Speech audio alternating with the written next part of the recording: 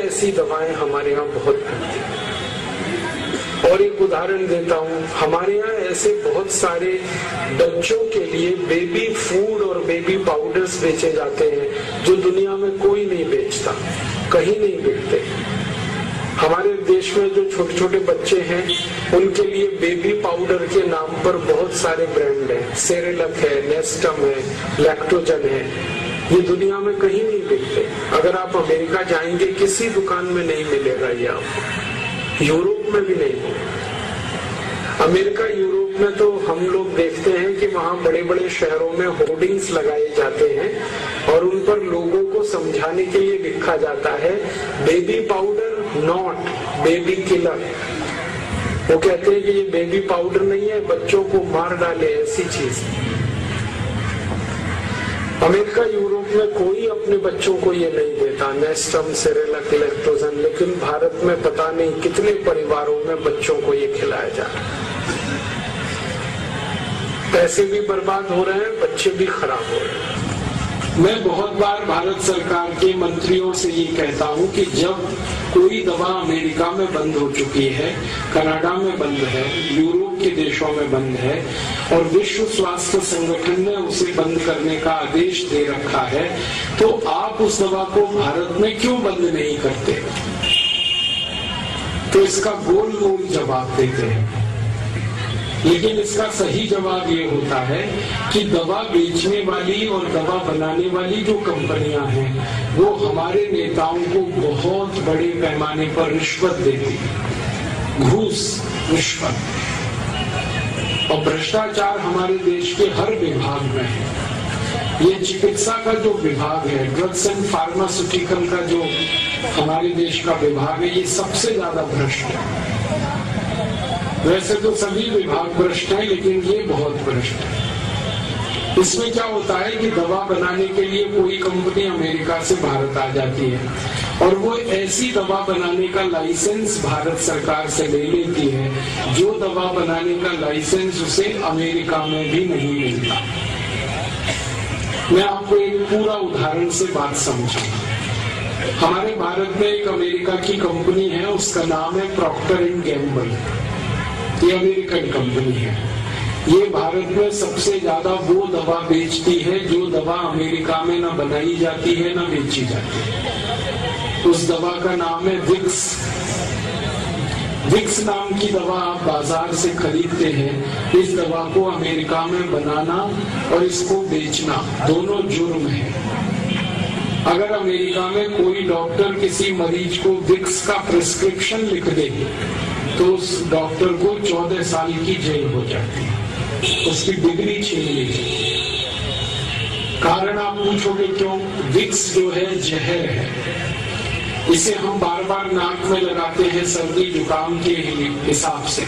आपको मालूम नहीं है ये विक्स आपको दमा कर सकती है, अस्थमा कर सकती है, ब्रोंकियल अस्थमा आपको हो सकता है विक्स बार बार लगाने से। इसलिए दुनिया भर में विश्व स्वास्थ्य संगठन ने और दुनिया भर के वैज्ञानिकों ने इस विक्स को जहर घोषित किया है। जो जहर है विक्स वो भारत में सबसे ज्यादा बिकता है।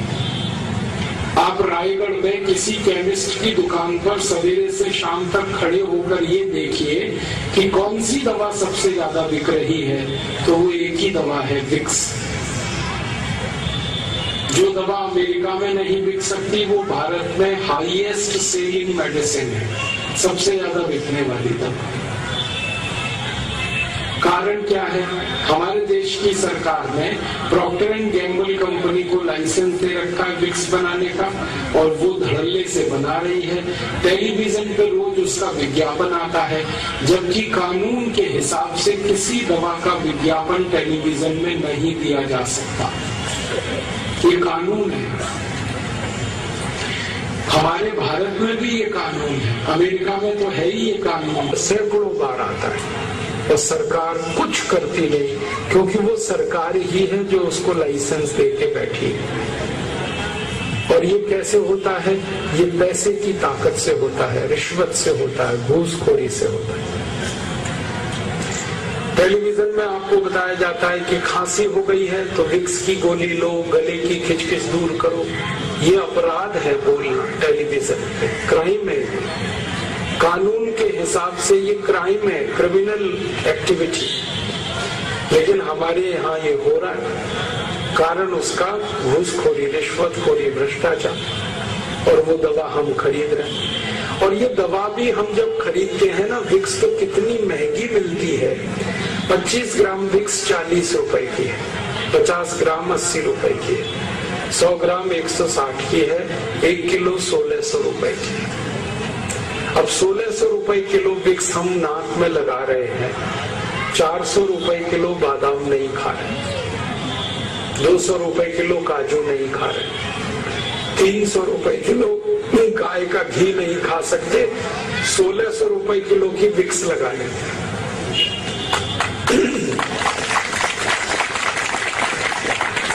आपको मालूम है ये विक्स बनती किससे है? ये बनती है पेट्रोलियम जेली से।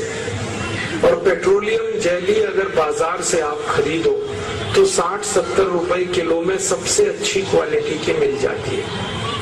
घटिया क्वालिटी की पेट्रोलियम जेली खरीदो 15, 20, 25 रुपए किलो में मिल जाती है।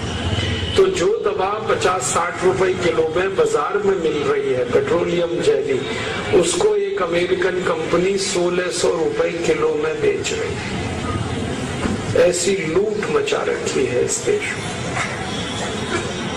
अगर आप गणित का हिसाब निकालेंगे तो विक्स की बिक्री में इस प्रॉक्टर एंड गैम्बल कंपनी को 20,000% से ज्यादा का मुनाफा है।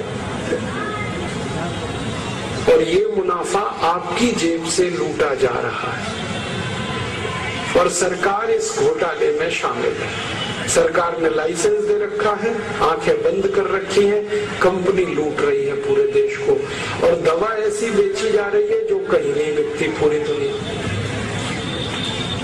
हम सब लोग विदेश प्रवास पे जाते रहते हैं और कई बार वहाँ के डॉक्टर्स और चिकित्सा विशेषज्ञों से बातें करते हैं तो वो हैरानी से हमसे ये पूछते हैं कि भारत में ये कैसे संभव होता है कि पॉइजन मेडिसिन को बेचा जाता है, एक जहर दवा को बेचा जा सकता है भारत। ये हमारे यहाँ होता है। और एक उदाहरण देता हूँ, एक विदेशी कंपनी हमारे यहाँ एक दवा बनाती है और बेचती है, उसका नाम है आयोडेक्स। आपने इसका विज्ञापन सुना होगा, आयोडेक्स मलिए काम पे चलिए। ये आयोडेक्स नाम की दवा हर चोट और मोच के लिए आपको कहा जाता है कि आप इस्तेमाल करो। दुनिया में कोई देश नहीं है जो इसका इस्तेमाल करता आयोडेक्स का।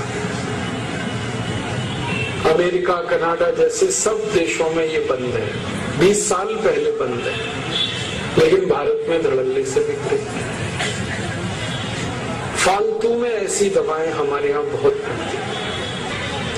तो ऐसा हमारे देश में ये बहुत बड़ा घटाटोप है, घोटालेबाजी, रिश्वतखोरी में पूरा चिकित्सा व्यवस्था डूबी हुई है हमारी। और इस चिकित्सा व्यवस्था का एक कड़वा सच है, और मैं पहले से आपसे माफी चाहता हूं, लेकिन जरूर वो कड़वा सच ये है कि ये जितनी बेकार की दवाएं हैं, फालतू की दवाएं, इरेशनल, इररेलेवेंट मेडिसिन, जहरीली दवाएं, इन सबको डॉक्टर साहब को लिखते हैं एक ही लालच में कि उनको कमीशन मिलता है इन दवाओं को बिकवाने में।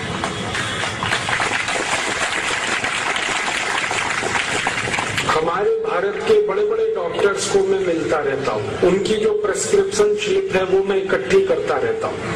हमारे पतंजलि योग पीठ में आप जानते हैं कि हर दिन करीब 2-2.5 हजार मरीज आते हैं, और उनमें से ज्यादा मरीज ऐसे होते हैं जो अंग्रेजी एलोपैथी के चक्कर में सब बर्बाद करा चुके हैं। किडनी खराब हो गई, लीवर डैमेज हो गया, दमा हो गया, अस्थमा हो गया, अल्सर हो गया, पेप्टिक अल्सर हो गया, अंत में आते हैं हमारे यहाँ।